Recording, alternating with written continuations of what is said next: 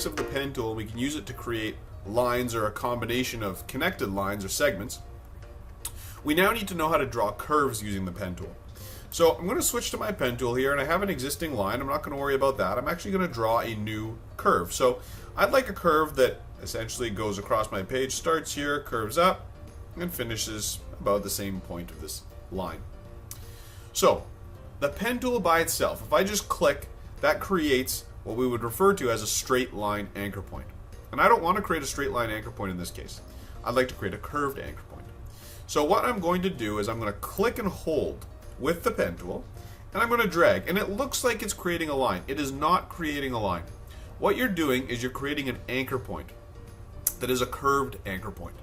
So you see, I can see the anchor point in the center, and as I drag up or down, it extends these two curve handles, or torque handles is what some people call them. So if I drag up, that indicates to that anchor point that the curve coming out of that anchor point should move up. So it should curve up in this case. So I click and drag up, and it creates my anchor point. There's a curved anchor point, and it creates these two handles. I'm then going to go where I'd like the curve to end.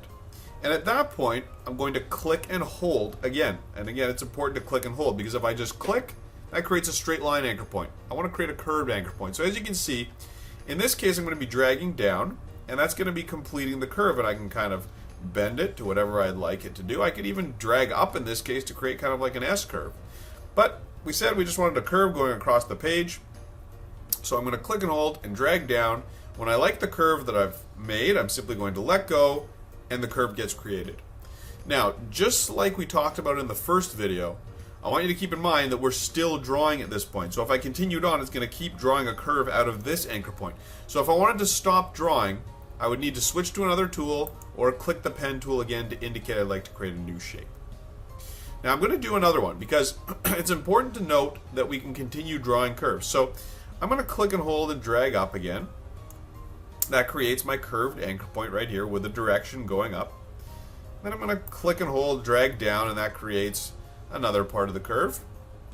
And then if I were to continue drawing, I need to remember that at this point I dragged down, which indicates to me that the curve coming out of this anchor point is going to go down. So if I move over here and I click and hold, you can see the curve comes down and out of that middle anchor point, and I can drag to complete this curve. So it's really important to be mindful of which direction I'm dragging at which anchor point, because that's going to determine the direction of the curve coming out of that anchor point. Now, this is of course something we can change, but I'm going to save that for the next video. That's going to be called changing the direction of a curved anchor point, but we'll get to that later on. For now, this is just the basics on how to draw curves with the pen tool.